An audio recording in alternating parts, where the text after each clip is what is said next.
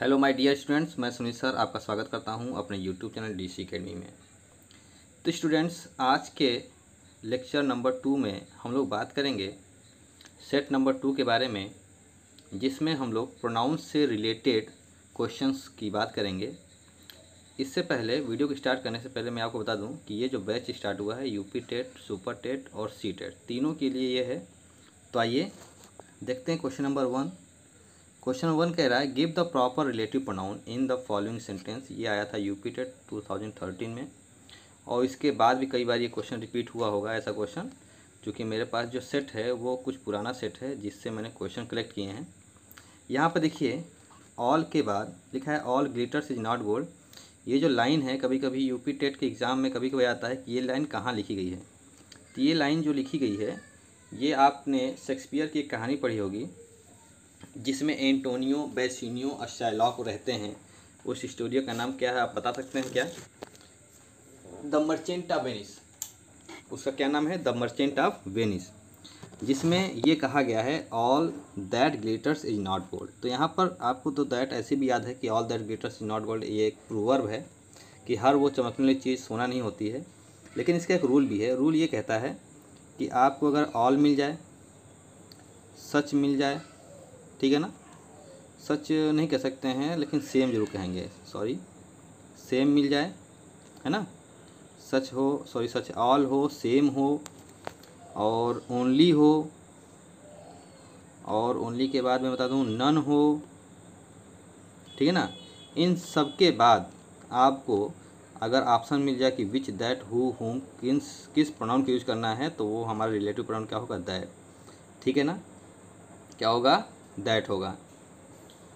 चलिए, अच्छा, ये हो गया हमारा क्वेश्चन नंबर 1। आइए अब देखते हैं क्वेश्चन नंबर 2 को। चलिए देखते हैं क्वेश्चन नंबर 2 हमारा क्या कह रहा है। Choose the correct pronoun. इसमें से करेक्ट प्रोनाउन चूज़ करना है। It was my brother who went with. अब यहाँ पर आप देख सकते हैं कि ये 2011 का क्वेश्चन आया हुआ है फर्स्ट पेपर में, यूपी टेट 2011 में क्वेश्चन पूछा गया था। तो it was my brother who went with. अब देखिए यहाँ पर क्या होगा कि यह मेरा भाई था जो वेंट मिस गया था विथ, किसके साथ गया था?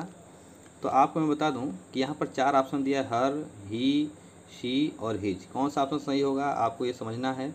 देखिए, ही होगा नहीं, विथ ही नहीं होगा, विथ हिम हो सकता था, विथ सी नहीं होगा, विथ हर हो सकता था, हिज नहीं होगा क्योंकि हिज क्या होता है, पॉजिटिव केस में यूज़ किया जाता है। यहाँ पर हिज बुक या हिज नेम कुछ भी हो सकता है। तो यहाँ पर ऑप्शन नंबर जो हर है वो सही है, क्योंकि यहाँ पर कोई ना कोई ऑब्जेक्ट लिखना है। तो हमारा जो इसका आंसर नंबर 1 है, यानी ऑप्शन नंबर जो 1 है, यही इसका जो है करेक्ट आंसर हो जाएगा। चलिए, इतनी बात समझ में आई। आइए देखते हैं अपने जो है क्वेश्चन नंबर 3 को। चलिए देखते हैं क्वेश्चन नंबर 3। क्वेश्चन नंबर 3 क्या लिखा है? The committee left. अब कमेटी क्या होता है? कमेटी मीन्स क्या होता है? कोई समूह होता है, कोई कमेटी होती है कुछ लोगों की। लेफ्ट माने छोड़ दिया। अब क्या यहाँ पर भरना है, क्या यहाँ पर फिल करना है? यहाँ पर हिज आपको दिख रहा है, हर दिख रहा है, दियर दिख रहा है और देयर दिख रहा है। देखिए, देयर तो होगा नहीं, कोई ना कोई प्रोनाउन होगा कमिटी के लिए। कमिटी के लिए कौन सा प्रोनाउन यूज़ करेंगे आपको समझना है, क्योंकि कमिटी क्या होता है? प्लूरल होता है। कमिटी क्या होता है? प्लूरल नाउन होता है। कमिटी क्या होता है आपका? प्लूरल नाउन होता है। प्लूरल नाउन के साथ देखिए हिज लगेगा नहीं, हर लगेगा नहीं, प्लूरल के साथ क्या यूज़ होता है? देयर। तो यहाँ पर हमारा ऑप्शन नंबर सी जो है इसका राइट आंसर हो जाएगा। क्लियर हो गया? आइए अब देखते हैं हम लोग क्वेश्चन नंबर 4 को। आइए देखते हैं क्वेश्चन नंबर 4 को। क्वेश्चन नंबर 4 क्या कह रहा है? The triangle. द ट्राइंगल आपको पता है, ट्राइंगल जो होते हैं ऐसे, उसकी बात हो रही है। ट्राइंगल जिसमें 3 साइड होते हैं। अब यहाँ पर हुम या हुज या विच या हु में से किसी एक ऑप्शन को फिल करना है। ये भी क्वेश्चन जो आया था 2013 में आया था फर्स्ट पेपर में। द ट्राइंगल, उसके बाद 3 sides are equal is called in equilateral triangle. यानी कि ऐसा ट्राइंगल जिसके तीनों साइड क्या हो, इक्वल हों, उन्हें इक्विलेटरल ट्राइंगल कहते हैं। लेकिन इसमें ऑप्शन क्या भरा जाना चाहिए? ऑप्शन है हुम, हुज, विच, हु, ठीक ना। यहाँ पर ट्राइंगल हुम माने होता है जिसको, हुज मिस होता है जिसका, क्या होता है? हुज मिस जिसका। तो यहाँ पर सेंस क्या निकल के आ रहा है? जिसका का। और भी समझिए, विच होगा नहीं, विच मिस जो होता है, हु मिस जो होता है। तो यहाँ पर जो और जो का यूज ना होकर के क्या होगा? हुज का यूज होगा, क्योंकि यहाँ पर 3 साइड क्या है कि नाउन है, और नाउन से पहले उसका रिलेटिव प्रोनाउन हुज हो जाएगा, क्योंकि हु का ऑब्जेक्टिव केस होता है आपका whom, और इसका जो पॉजिटिव केस होता है वो होता है whose, ठीक है ना। तो इसका ऑप्शन नंबर 2 करेक्ट आंसर हो जाएगा। आइए देखते हैं एग्ज़ाम में आए हुए अपने लास्ट क्वेश्चन को। एग्ज़ाम में आए हुए हैं, इसके बाद हम लोग अभी एग्ज़ाम प्रैक्टिस करेंगे जो एक्सपेक्टेड क्वेश्चन आ सकते हैं।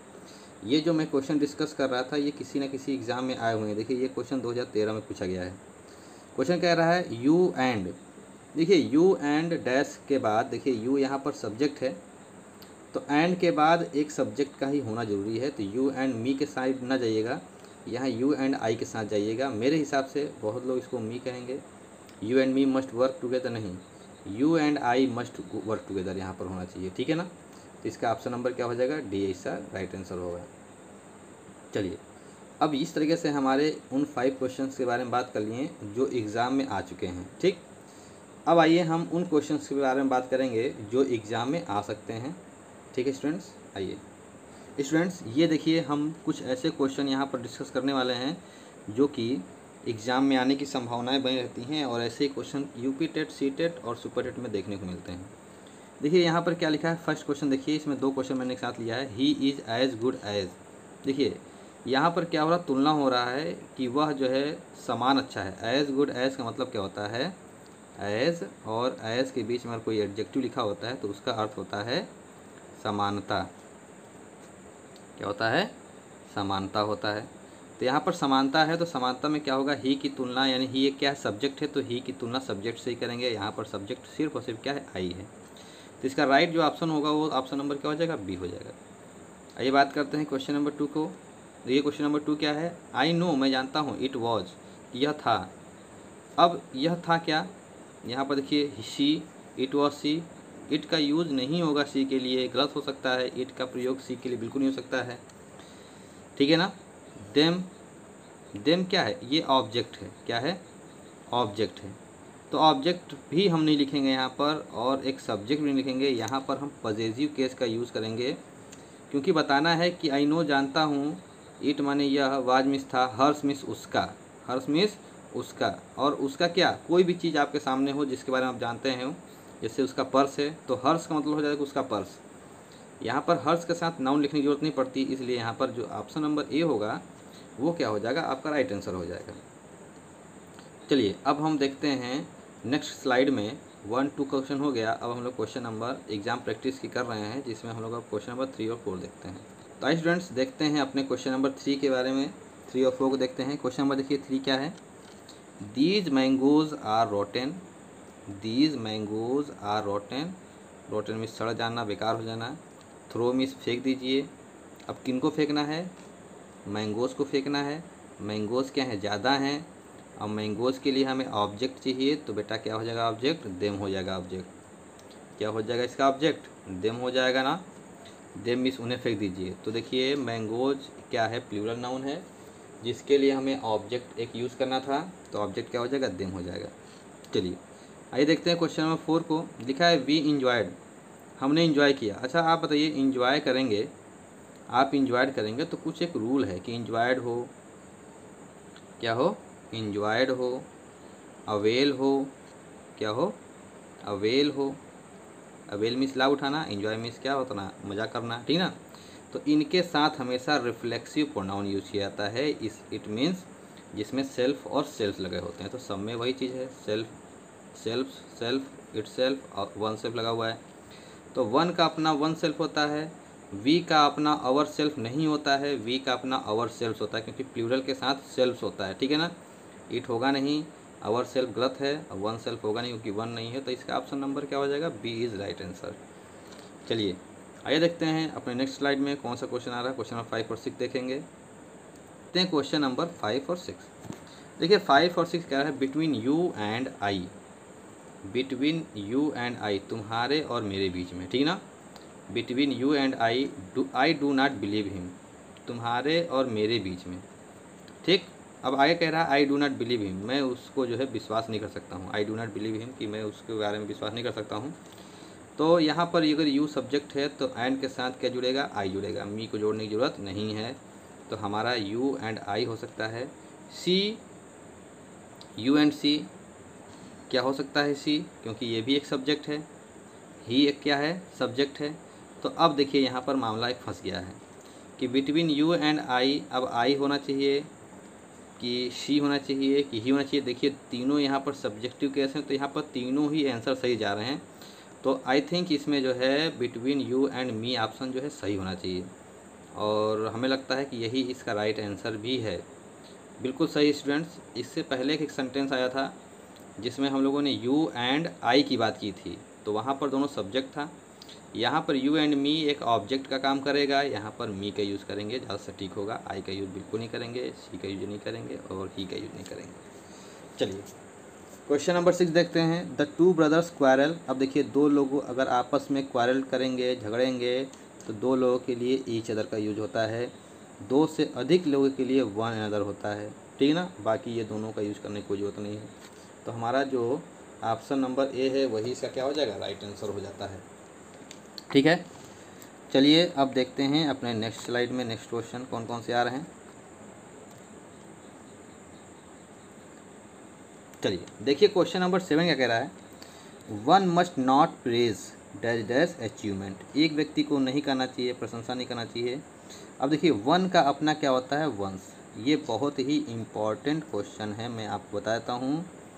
वन के पॉजिटिव केस जो होते हैं वो वंस होता है, ठीक है ना। वन का पॉजिटिव केस क्या होता है, वंस होता है। तो वंस देखिए, लेट के साथ, लेट यू एंड, लेट के साथ आप रूल याद कर लीजिए कि लेट यू, और यू यहाँ पर ऑब्जेक्ट है कि सब्जेक्ट है, इसी को समझना है, ठीक ना। तो लेट के बाद हमेशा ऑब्जेक्टिव केस का यूज़ किया जाता है। तो यहाँ पर यू क्या है, ऑब्जेक्ट है। तो यहाँ पर देखिए मी हो सकता है ऑब्जेक्ट, ही ऑब्जेक्ट हो नहीं सकता है। You and them try to solve this question, no them नहीं होगा, दोज नहीं होगा, यहाँ पर मी होगा। Let you and me try to solve this question, यानी कि चलो लेट यानी मुझे और तुम्हें मिलकर के जो है इसको जो है इस प्रॉब्लम को सॉल्व करना चाहिए, है ना। करने दीजिए, चाहिए नहीं होगा, करने दीजिए। तो यहाँ पर लेट यू एंड मी, आपको पता होना चाहिए लेट के साथ ऑब्जेक्टिव केस यू, ये यू ऑब्जेक्ट वाला यू है, एंड मी हो जाएगा। समझ में आया आपको। आइए चलिए देखते हैं नेक्स्ट स्लाइड देखते हैं।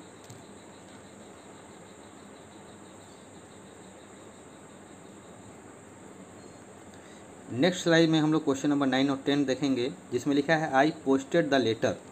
मैंने लेटर को पोस्ट किया। अब देखिए ऑप्शन में देखिए ईच अदर बिल्कुल नहीं होगा।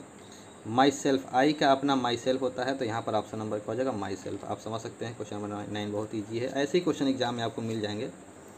क्वेश्चन नंबर 10 की बात करें तो लिखा है of these pens will you take, ठीक ना। अब कह रहा है ऑफ दीज पेन्स, यानी इन पेनों में से, विल यू टेक आप ले सकोगे, विल यू टेक कौन सा लोगे। जब चुनाव करना हो किसी चीज़ की कि विच ऑफ दिस पेन्स, यानी कौन सा लेना चाहोगे, यानी कि जब विकल्प हो, क्या हो, विकल्प का भावना आ जाए, विकल्प की बात हो जाए, तो वहाँ बेटा विच का ही प्रयोग करेंगे, है ना। विच मीन्स कौन सा, यहाँ ना हुस होगा, ना हुम होगा, ना हु होगा। ये सब तीनों ऑप्शन क्या हो जाएंगे, राइट नहीं होंगे, करेक्ट इनकरेक्ट हो जाएंगे। विच का यूज करते हैं, विच इज़ योर पेन, है ना। चलिए आइए देखते हैं नेक्स्ट स्लाइड। नेक्स्ट स्लाइड जो है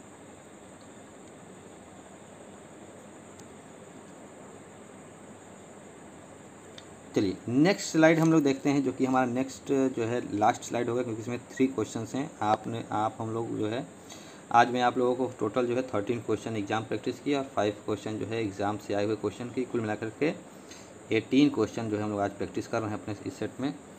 चलिए देखते हैं क्वेश्चन नंबर 11 क्या कह रहा है। He did not buy any of this pens, those of this pens, that of this pens. आप बताइए क्या होगा। निगेटिव सेंस में बेटा सिर्फ और सिर्फ एनी का यूज़ करते हैं। He did not buy any of this 3 pens, यानी कि 3 यहाँ लिखा है, दिस नहीं लिखा है, sorry. He did not buy any of this 3 pens, है ना, यानी उन्होंने जो है इन 3 पेनों में से किसी को नहीं खरीदा। तो क्वेश्चन नंबर 11 हमारा हो गया। 12 देखते हैं। बाई, देखिए बाई के साथ ऑब्जेक्टिव केस होता है, यहाँ हु सब्जेक्ट होता है, विच भी सब्जेक्ट का काम करता है, हुज अब पॉजिटिव केस है, तो यहाँ पर हुम हो जाएगा, बाई हुम, है ना। चलिए क्वेश्चन नंबर लास्ट देखते हैं। 13 लिखा है the climate of Patna is better than. अब आप एक चीज़ को बता रहा हूँ, ध्यान रखिएगा, आप ध्यान रखिएगा स्टूडेंट्स। मैं एक चीज़ बताने जा रहा हूँ, यहाँ पर एक रूल है। देखिए क्लाइमेट ऑफ पटना, पटना की क्लाइमेट की बात हो रही है। पटना की क्लाइमेट जो है बेटर है दैन दैट ऑफ, यहाँ पर दैन दैट, सॉरी यहाँ पर दैट होगा, देन दैट, क्योंकि ऑफ तो दिया हुआ है। देखिए मैं यहाँ पर एक रूल बताने जा रहा हूँ, बहुत इंपॉर्टेंट रूल है। देन दैट ऑफ गया का मतलब ये होता है, देन मीन्स तुलना में, दैट ऑफ मीन्स गया के क्लाइमेट से, यानी यहाँ पर पटना की तुलना जो है गया की क्लाइमेट से किया जा रहा है, इसीलिए हम यहाँ पर दैट ऑफ का यूज़ करते हैं। अगर यहाँ पर क्लाइमेट ना होता, स्ट्रीट्स होता, स्ट्रीट्स यानी कि कोई प्लूरल नंबर होता, यहाँ पर प्लूरल होता तो यहाँ पर दैट ना होता, बल्कि क्या हो जाता, दीज, क्या हो जाता, दैट दीज ना होता, दोज होता। ठीक है बेटा, that those of, sorry these नहीं होता है, क्या हो जाता, दोज हो जाता। तो दोज यहाँ पर फिलहाल नहीं सीखोगे क्योंकि सिंगुलर है, तो सिंगुलर के लिए क्या हो जाएगा, दैट हो जाएगा, यानी ऑप्शन नंबर ए इसका जो है राइट आंसर हो जाएगा। तो इम्पॉर्टेंट सेंटेंस था ये लास्ट वाला सेंटेंस। तो इस प्रकार से हम लोगों ने आज टोटल जो है 18 क्वेश्चन को सॉल्व किया है, जिसमें से 5 क्वेश्चन से जो एग्ज़ाम में आए हुए थे, और यहाँ पर जिन 13 क्वेश्चन के बारे में मैंने बात किया है, ये आपके आने वाले एग्ज़ाम में इंपॉर्टेंट है, आ सकते हैं। तो स्टूडेंट्स, वीडियो अगर आपने एंड तक देखा है, आपको अच्छा लगा है, अगर आप ऐसे ही वीडियो और चाहते हैं तो मुझे कमेंट बॉक्स में बताइएगा। तो स्टूडेंट, वीडियो को देखने के लिए बहुत बहुत धन्यवाद आपका। Thanks for watching.